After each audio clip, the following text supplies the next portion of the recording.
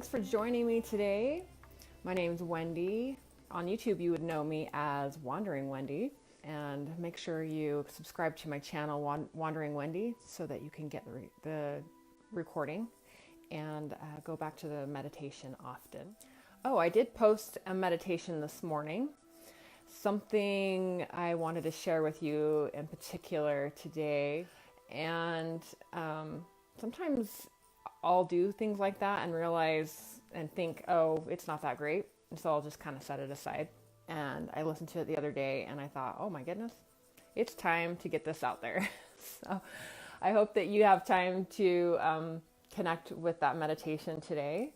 It goes along well with our topic, what is intuitive parenting for the month. And then also part 4 today is get out of your head and into your heart. With all the running around that I did this morning, I was able to sit down for just a few minutes before my daughter woke up. And I like to turn on some music. That's one of the ways I get out of my head and into my heart first thing in the morning. I'll often put some music on to set the tone for the day. And I found a few minutes to just sit down and listen and ground my energy and just breathe. During that meditation, I found my thoughts wandering to what I had to do today. And, that happens every time I meditate. I want you to know that when I share these meditations with you to encourage you to get out of your head and into your heart, it doesn't mean that you necessarily will actually let go of all your thoughts. The brain, I don't think will ever be quiet, but to practice being quiet is the key to getting out of your head and into your heart. So even me, I've been practicing meditation for, 10 years. Still have that list go through my mind. That brings me to other ways you can get out of your head and into your heart. I have some tools here that I wanted to show you that I personally like to use, and maybe you already do this kind of stuff in your home to create the kind of energy you want in your home. But I'm just gonna, if you want to grab a piece of paper and a pencil, just jot down these items and see if, just to jog your memory or if there's something new that you haven't thought of. First thing I'm going to share with you is my sandalwood incense. I like to burn incense, not every day, but a few times a week, just whenever it comes to mind. This is one of my favorite scents. There's actually one that I really love. It's called White Sage. You can get it on Amazon for a really good price. So that is definitely one of my favorites, the White Sage incense. Another thing I like to do to get out of my head and into my heart is surround myself with my favorite crystals. This is my smoky quartz crystal that I picked up back in October for my women's retreat, and connected with it. I just borrowed it back then. Connected with it so deeply that I'm like, all right, I just got to keep this around. Some other of my favorite crystals: amethyst, rose quartz. These are my one of my favorites. And sodalite. This one is really good for the throat chakra. When finding a way, when we want to clear the energy between our third eye and our heart, blue stones are really great for helping support our voice. This year, my mantra is give voice to your heart. And so I use a lot of I use blue stones often, and I like to wear blue stones throughout the day. So if you can find a favorite stone that you like Bryson's Rock Stop is a great place to go to have your stones wrapped.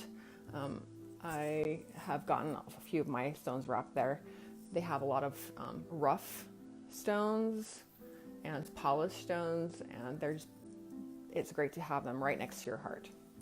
See, another thing I like to do is I burn sage. So this piece of sage, this piece of white sage, came in a little, like a smudge stick, and I just separated it all out. It's hard to get it burns a lot better when it's all separated. What this does is cleanse the negative energy in your space. I walk around in my house and I spread loving kindness throughout my house with the sage. So I have a feather. Oh gosh, I don't have it with me, but my feather, I'll use my feather to go around the house and just spread love and kindness throughout the house. And the way I do that is, may you have joy, may you have peace, may you have love. And so whenever I go to a certain room in the house, that joy, peace, love, harmony, I'm blessing that space with that positive energy, clearing out the space of low vibrations, low energies. Thinking of my family in particular, and when I come into it, and when I am doing it, when I'm clearing out my healing room here, I'm thinking about my clients. I'm asking for love, peace, joy, harmony for my family, my friends, my clients. So sometimes I'll even burn these together because it actually, the combined scent is really refreshing and lightens the mood. You know, the music is a really great way to connect with your heart, to bring you out of your low moods. There was something that happened to me yesterday when I was getting down about something that I had written, and I wanted to find somebody that would help me feel good about what I wrote. And when I started getting down about it, and I was like, you know what? I feel like, I can't get the response that I'm looking for when I wrote this email. And a friend of mine, or my coach actually, I told her, I'm feeling really bad about not getting the response that I wanted out of this thing that I wrote. And she reminded me to focus on what's working and not what isn't working.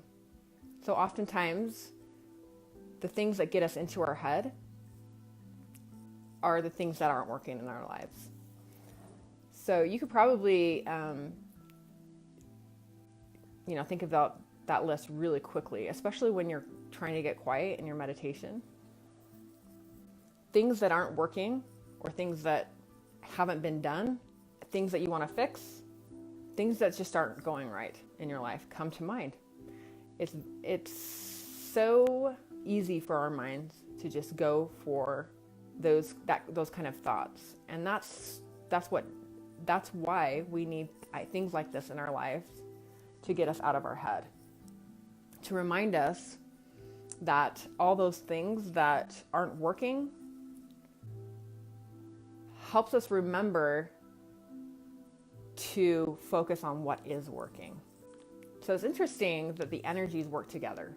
It's the yin and yang kind of situation, where if you don't have those things that aren't working in your life, you don't really need to look at the things that are working in your life. Without one, you don't need the other. So when I talk about energy, like negative and positive energy, I'm not talking about negative as in this is a bad thing. I'm talking about a low vibrations, things that bring us down, things that hinder our ability to raise our consciousness and connection to each other. On the other hand, we have higher vibration energy that brings up our mood, makes us feel happy, joyful, helps us see the bigger picture, that we are all one, that we are connected on this planet. We're connected to the planet, we're connected to the universe, we're connected to each other. So another thing I like is rosemary. And I'll use this for cleansing purposes.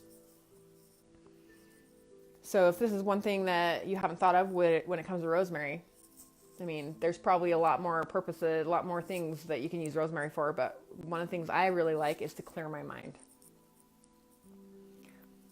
So this could be one of the things, clears your mind and helps you get into your heart.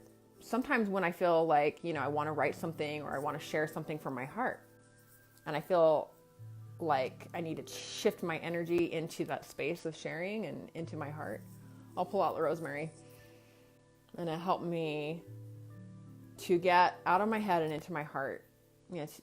I'll sit back, take a couple nice deep cleansing breaths,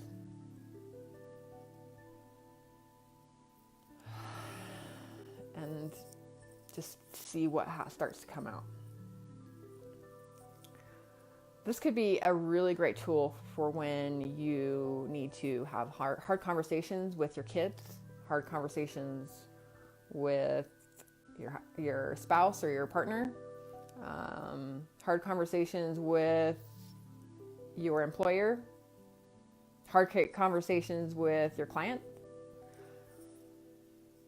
It really shifts your vibration when you have to do something hard.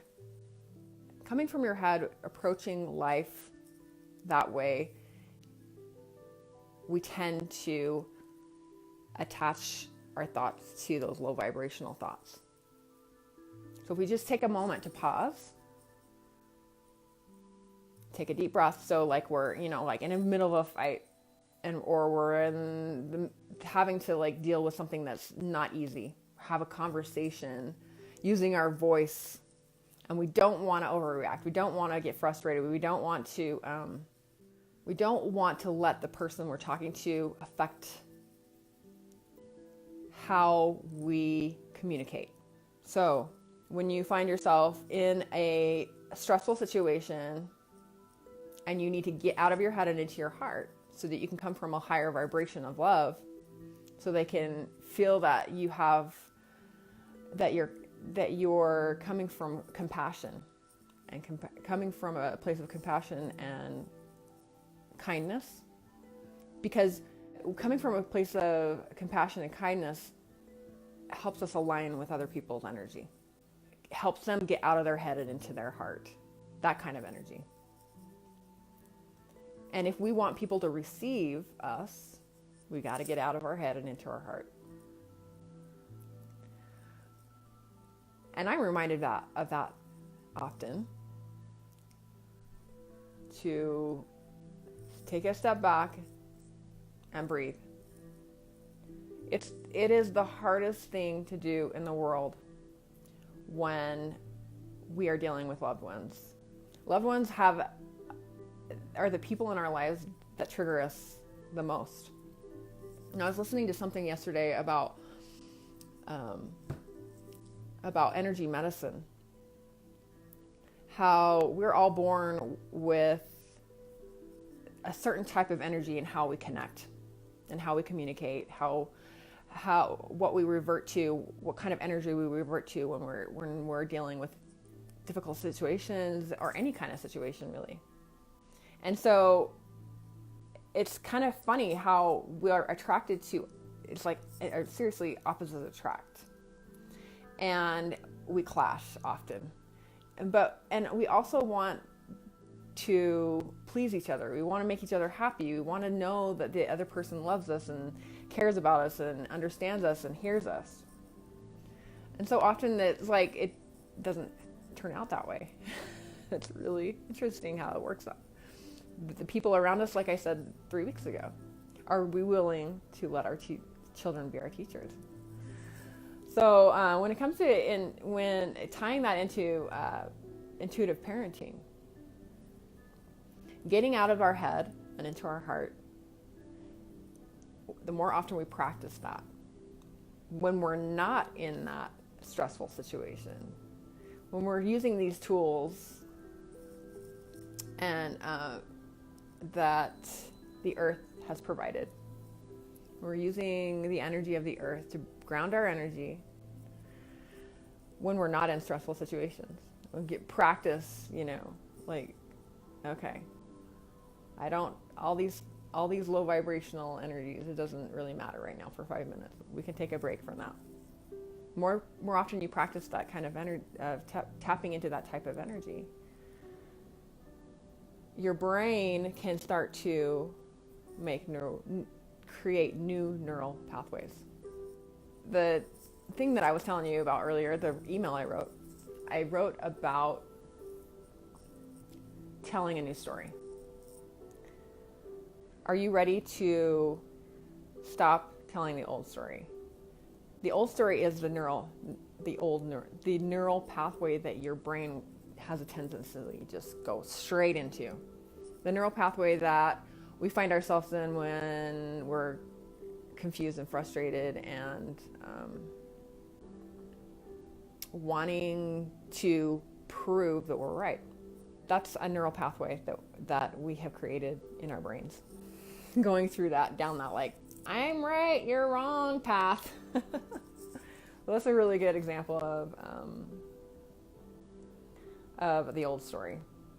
Until we decide for ourselves that we want to create that new neural pathway, get rid of that old energy, shed the old energies, ready to be free from those old energies, step into a new energy, start a new neural pathway, make a new choice.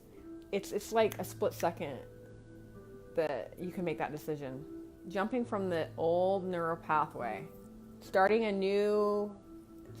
to pave a new way for yourself in your brain, it takes a second. It takes a breath. It takes a pause. Like if you're wearing your crystal, it's like, okay, ground, remember, I don't have to be right, and it doesn't even matter, kind of thing, So yeah, getting out of your head and into your heart. Big, huge when it comes to tapping into your intuition. Huge. If you have any questions about this, I'd love to hear from you. Post, in the comments below. Message me, go to my Facebook page and send me a message on Messenger. You can email me. You can text me. I'm very available to talk and answer any questions. Things I like to offer, that I do offer in my business, is I offer one-on-one support. And if the messages that you hear every Wednesday resonate with you, maybe it's time for you to reach out and connect with me. It wasn't until I decided for myself 10 years ago to reach out and connect with somebody, decided that I couldn't do it on my own anymore, that the battles I was fighting, I couldn't win them. I was losing the battle. And it wasn't until I decided that I needed to reach out to somebody that I felt like I could connect to spiritually, that I started to see new perspectives. So I encourage you to take advantage of my complimentary Jumpstart phone call. It doesn't have to be a phone call. I mean, if you like to text, I'll text. If you want to go out for coffee, I'll go out and meet you for coffee for an hour. I love to connect with you. Make sure you click the link for my meditation, I'll share it in the comments below. It's about a 23-minute meditation. That's why I'm just letting you get to it when you can. Come back to it as often as possible. I've shared a meditation the last 3 weeks. You can kind of slide through. If you've already heard the message, you can slide through and find the spot where the meditation starts. So I'm going to continue doing these weekly Wednesdays, weekly Wednesday with Wendy. And I hope to see you next week. Bye-bye.